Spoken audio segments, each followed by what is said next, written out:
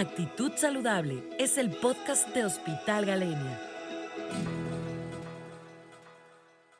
Hola, ¿sabías que si roncas tienes un riesgo elevado de presentar arritmias, infartos, embolias o incluso falla cardíaca o muerte cardiovascular? Soy el doctor David Castán, soy cardiólogo y el día de hoy quiero hablarles de un tema muy interesante y que también se presenta de manera muy frecuente en la consulta, que es la apnea del sueño y el riesgo cardiovascular. Se pensarán cuál es la apnea del sueño. La apnea del sueño es muy fácil de definirla.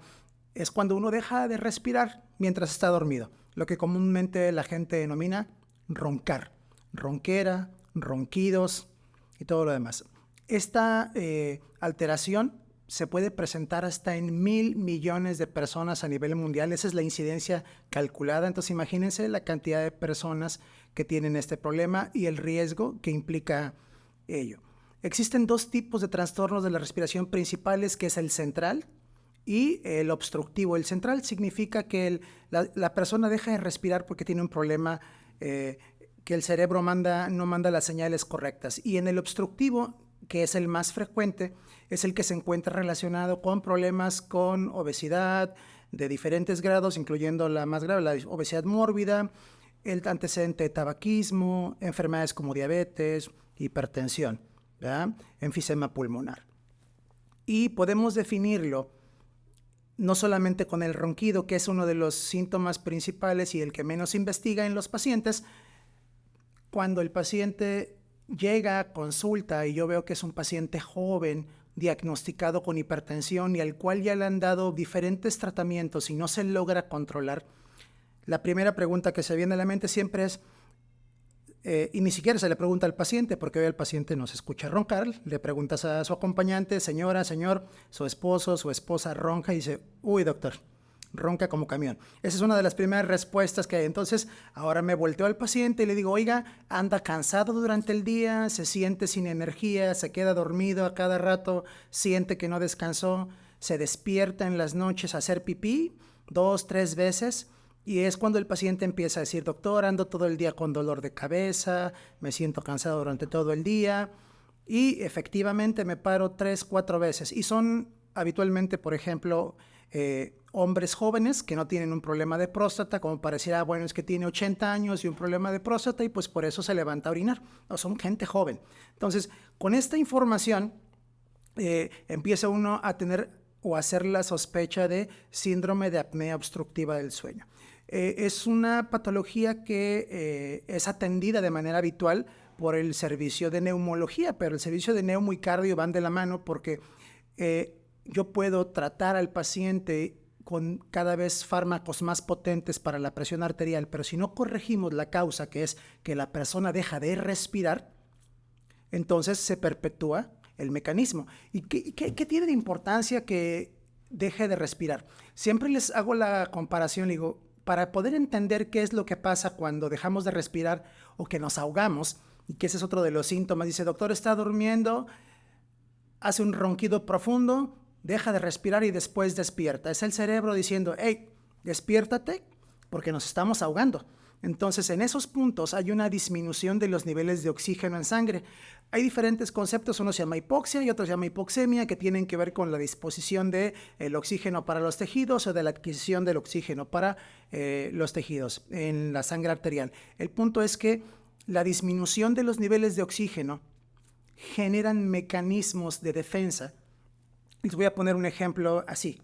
El corazón, su único trabajo es bombear sangre. El corazón es un medio de transporte, ¿no? Bombea la sangre a través del sistema arterial.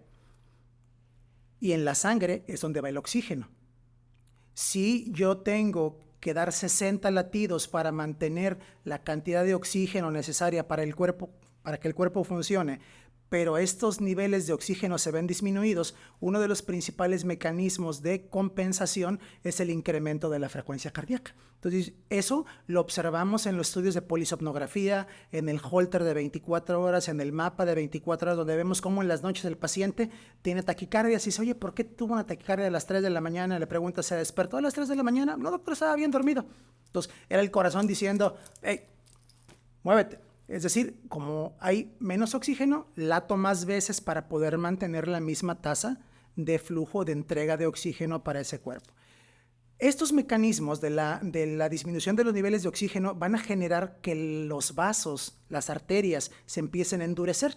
Ahí es donde empieza el mecanismo por el cual al final se desarrollan todas las enfermedades cardiovasculares. Es decir, el engrosamiento de las arterias va a favorecer el desarrollo de hipertensión arterial y también, eso es bien importante, porque lo veo bien frecuente, el paciente llega con los lípidos altos, los triglicéridos específicamente, le quitan todos los carbohidratos, le mandan medicamentos para disminuir los triglicéridos, están 3 meses bien, lo suspenden, siguen con el mismo estilo de vida saludable y se vuelven a elevar los triglicéridos, pero no se investiga eso. La apnea del sueño está relacionada con el incremento o alteraciones de los lípidos en sangre, específicamente de los triglicéridos. El punto con los triglicéridos es que son las células que se meten en el interior del endotelio, es decir, en el interior de las arterias, y ahí van generando mecanismos inflamatorios con depósitos de calcio que van transformando las células de defensa de esos macrófagos se llaman células espumosas, que después se van a endurecer para que al final es lo que el paciente escucha o los familiares escuchan, es que tiene calcio en las arterias, están duras. Pero todo fue un proceso, les explico yo, como cuando hace uno una construcción y pones el concreto y el concreto va pasando por diferentes fases hasta que está completamente consolidado. Es decir, ya en la fase final es cuando observamos la calcificación. Esta calcificación genera disminución del flujo sanguíneo no solamente a nivel del corazón, a nivel del cerebro, a nivel de los riñones, es decir, tiene un impacto global porque la disminución del oxígeno en sangre es en todo el cuerpo, todos los tejidos sufren. Entonces, si el paciente aparte tiene otros factores de riesgo como diabetes, hipertensión, tabaquismo y ya per se tenía obstrucción de las arterias y aparte agregamos la apnea del sueño, pues esto va a incrementar su riesgo de ¿qué? El riesgo de que se infarte. Y la verdad es que la estadística está bastante abrumadora, revisando diferentes artículos, diferentes autores, técnicas de estudio, puede oscilar desde un 30 hasta un 60%. Es decir, un paciente adulto de 45 años con obesidad o incluso con sobrepeso, con un poco de antecedente de tabaquismo, que está roncando, tiene un 30 a 60% más riesgo de tener un infarto comparado con la población que no ronca, aunque también tenga obesidad o aunque también tenga tabaquismo. ¿Sí me explico? Eso es súper importante porque nos dice que no solamente es tener sobrepeso u obesidad, no solamente es fumar, no solamente es cenar a las 12 de la noche un cowboy de 800 gramos con una botella de vino tinto y 1 kilo de pasta, o sea, todos los factores que pueden influenciar, el que me digan que es bajito, que tiene el cuello corto, bla, bla, bla. Es la disminución del oxígeno, es el principal mecanismo productor de arritmias y es de entenderse si hiciéramos una analogía de lo que es la disminución del oxígeno con cualquier otra cosa que podemos tener en casa, como la disminución de la electricidad. Imaginen qué puede pasar con sus equipos electrónicos o eléctricos si el voltaje está baje y baje y baje de manera continua, va a llegar a un punto en el que se van a quemar. Eso es lo mismo que pasa a nivel cardiovascular.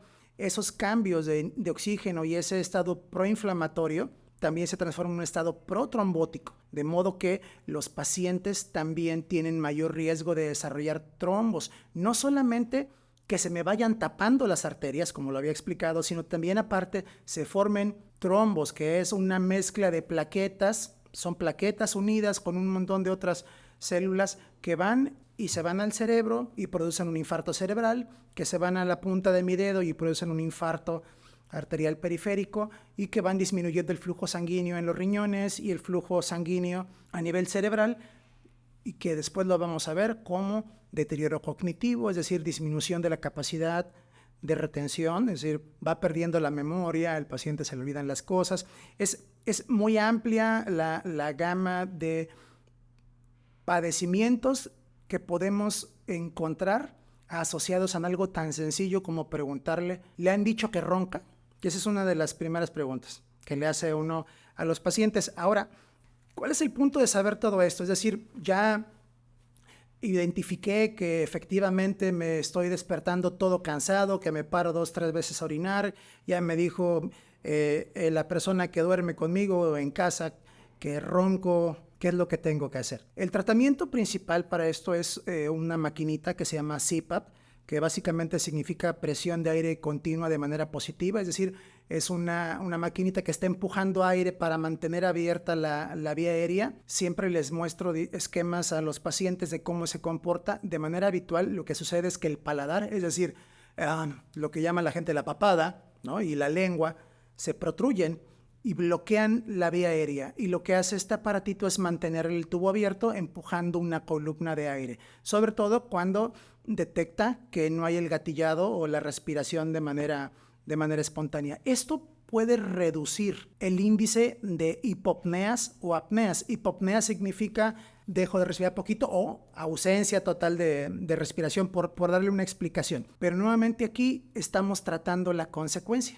y no la causa. Es decir, un paciente que usa CPAP, si no baja de peso, si no deja de fumar, si no controla la glucosa, si no hace ejercicio, en cuanto se quite el CPAP, va a volver al mismo estado en el que se encontraba, ¿verdad? De la misma manera que si yo a mi paciente con hipertensión descontrolada, aparte de todo, difícil de manejar, con 3, 4 fármacos, yo le puedo dar el medicamento más potente, pero si no trato la causa, que en este caso es la apnea, pues es exactamente lo mismo. Entonces, el trabajo o el abordaje de este tipo de patología, pues es multidisciplinario, pero hay que tomar en consideración muchas cosas. Si la estadística dice que aproximadamente el 20% de la población mundial, que son 1,000 millones de personas, tiene trastornos de la respiración asociados al sueño, y que más del 50% de los pacientes con obesidad en cualquier grado pueden tener apnea, pues imaginen la cantidad de pacientes potenciales que pueden existir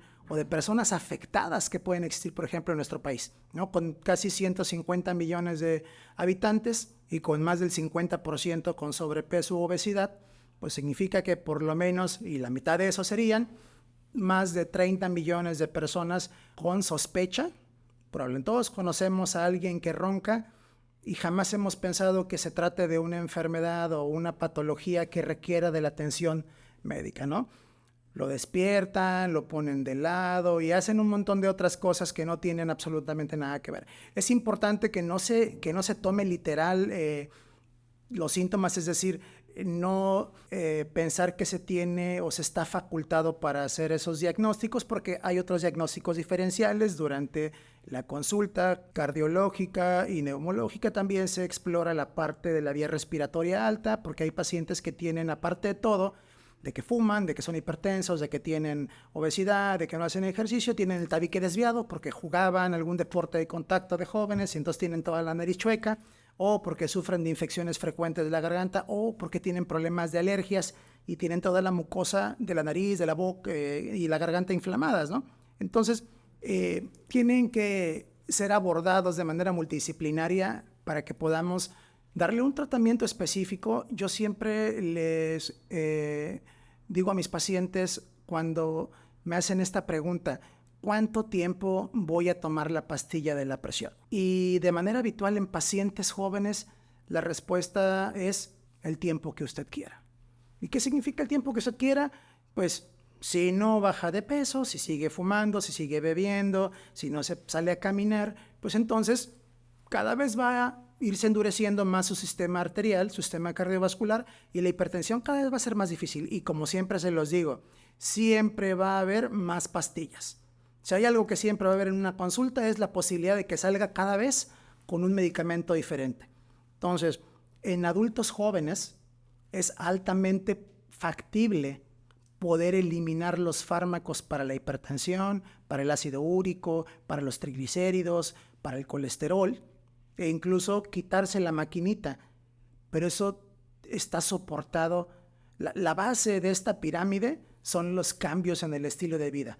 No es el medicamento hipercostoso para bajar de peso, no es el medicamento más novedoso para bajar el ácido úrico o el colesterol o los triglicéridos, no es la salida fácil, el bypass o una manga gástrica, porque si no cambia el chip mental, la persona va a continuar con los mismos hábitos. Solamente está modificando, o sea, está evadiendo el origen, que es generar el cambio positivo en sus hábitos. que sean hábitos saludables. No está prohibido beber alcohol, se puede beber alcohol, pero en cierta cantidad. Sí está prohibido fumar, eso es algo que no es negociable por prácticamente ninguna de las áreas de la medicina, pero el alcohol se puede, el café se puede, el picante se puede, la carne se puede, pero todo tiene que ser con el apoyo de el cardiólogo, el neumólogo, el nutriólogo, un psicólogo, psiquiatra o psicoterapeuta, porque este es un trabajo multidisciplinario, porque tenemos que estar buscando por dónde pueden pasar las cosas. Y teniendo en la cabeza toda esta información, podríamos pensar que incluso médicos especialistas que atienden grupos especiales, como por ejemplo pacientes con falla cardíaca, que es la incapacidad del corazón para poder bombear sangre o para poder llenarse de sangre, no interrogan, no buscan o subestiman los síntomas o se atribuyen más a la enfermedad de la falla cardíaca que a la propia apnea. El problema es que estos pacientes, la estadística es todavía más cruda, más del 64-65% de estos pacientes con falla cardíaca y apnea tienen riesgo de muerte cardiovascular, que significa que se mueran por un infarto, ¿verdad?, por muerte súbita, porque empiezan con arritmias leves, es decir, una extrasístole, un latido normal, luego son 2, luego son 3, luego hacen una taquicardia ventricular monomórfica no sostenida, hasta que finalmente una noche hacen una taquicardia ventricular sostenida y el paciente fallece, ¿verdad? Yo creo que este tema me ha apasionado bastante porque es tan frecuente. Cuando me preguntan cuál es mi paciente más joven con hipertensión, yo les podría decir que pueden estar incluso por debajo de los 30 años, pero cuando ves los factores de riesgo que les he comentado, pues tienen casi todos. Entonces la respuesta es, ¿por qué no?